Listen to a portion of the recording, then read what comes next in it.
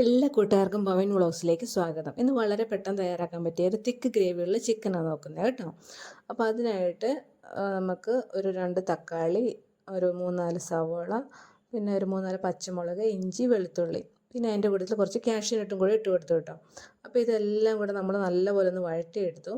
അത് കഴിഞ്ഞിട്ട് ഒരു പാനിലേക്ക് മല്ലിപ്പൊടി, മുളക് പൊടി, മഞ്ഞൾപ്പൊടി, ഗരം മസാല, പിന്നെ ഇച്ചിരി പെരുംജീരകപ്പൊടി ഇത്രയും കൂടെ എടുത്തിട്ട് നല്ലപോലെ മൂപ്പിക്കണം കേട്ടോ. അത്യാവശ്യം അതിൻ്റെ കളറെല്ലാം മാറി മണമൊക്കെ മാറി ചേഞ്ച് ആവണം. ആ സമയം കൊണ്ട് നമ്മൾ ആദ്യം വഴറ്റി വെച്ചിരുന്ന കാര്യങ്ങളെല്ലാം കൂടെ നല്ലപോലെ നല്ലൊരു മഷി പരുവത്തിൽ എന്നൊക്കെ പറയില്ലേ, അങ്ങനെ ഒന്ന് അരച്ചെടുക്കണേ. അരച്ചെടുത്തിട്ട് നമ്മൾ ഈ മൂപ്പിച്ച് വെച്ചിരിക്കുന്ന മസാലയിലേക്ക് വെള്ളം ചേർക്കേണ്ട.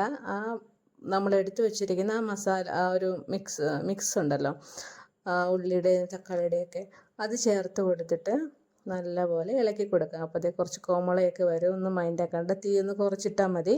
എന്നിട്ട് നല്ലപോലെ തന്നെ പിന്നെ ഇളക്കി കൊടുത്ത് അത് നല്ലപോലെ ഒന്ന് മിക്സായ ശേഷം അതിലേക്ക് നമ്മുടെ മിക്സിയുടെ ജാറൊക്കെ ഒന്ന് കഴുകി അതിൻ്റെ ആ ഒരു അകത്തുള്ള ആ ഒരു ബാക്കിയുണ്ടല്ലോ കുറച്ച് പറ്റി പിടിച്ചിരിപ്പോൾ അതിൻ്റെ ആ വെള്ളവും, പിന്നെ നിങ്ങൾക്ക് എത്രയാ ഒരു അളവറിയാമല്ലോ ആ ചിക്കൻ്റെ, അപ്പോൾ അതിൻ്റെ അനുസരിച്ചുള്ള വെള്ളം ഒഴിച്ച് കൊടുത്തിട്ട് പിന്നെ കുറച്ച് കറിവേപ്പിലയും കൂടെ ചേർത്ത് കൊടുത്ത് നല്ലപോലെ ഇളക്കി ഒന്നുകൂടെ നല്ലപോലെ ഇളക്കി മിക്സാക്കിയിട്ട് അതൊരു അത്യാവശ്യം ഒരു ചെറിയ ഒത്തിരി വെട്ടി തിളച്ചില്ലെങ്കിലും ചെറിയൊരു തിളയൊക്കെ വരുന്ന സമയത്ത് അതിലേക്ക് നമ്മൾ റെഡിയാക്കി വെച്ചിരിക്കുന്ന എന്ന് പറഞ്ഞാൽ ഇതിലേക്ക് മല്ലിപ്പൊടി, മുളക് പൊടി, മഞ്ഞൾപ്പൊടി ഈ സെയിം മസാല തന്നെ ഇട്ട് ഞാൻ വറുത്ത് വെച്ചിരിക്കുന്ന ചിക്കനാണ്. വറുത്തെന്ന് പറഞ്ഞാൽ ഒരു 80% വെന്തിട്ടുണ്ട്.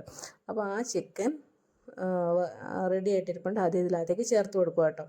ചേർത്ത് കൊടുത്തിട്ട് കുറച്ചൊരു 1/2 ടീസ്പൂൺ അടുത്ത് കുരുമുളക് പൊടിയും ചേർത്ത് കൊടുത്ത് ഒരു 1/4 ടീസ്പൂൺ നെയ്യ് ചേർക്കുകയാണെങ്കിൽ ഇനിയും ടേസ്റ്റ് ആവും. അത് നിങ്ങളുടെ ഇഷ്ടം കേട്ടോ. അത്രയേ ഉള്ളൂ.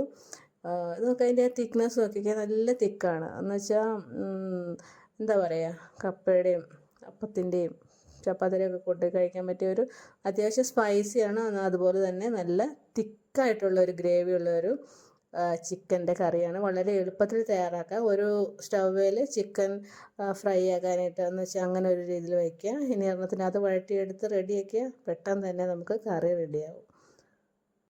അപ്പോൾ ചിക്കൻ കിട്ടുമ്പോൾ നിങ്ങൾ ഇനി ഒന്ന് ചെയ്ത് നോക്കണേ. നല്ല ടേസ്റ്റി ആയിരിക്കും. എന്ന് വെച്ചാൽ നല്ല രസമായിരിക്കും അത് കഴിക്കാനായിട്ട്. അപ്പോൾ ട്രൈ ചെയ്യുമെന്ന് വിചാരിക്കുന്നു. അപ്പോൾ വീണ്ടും ഒരു വീഡിയോ ഇട്ട് വരുന്നത് വരെ എല്ലാവർക്കും നന്ദി, നമസ്കാരം, ആൻഡ് താങ്ക്സ് ഫോർ വാച്ചിങ്.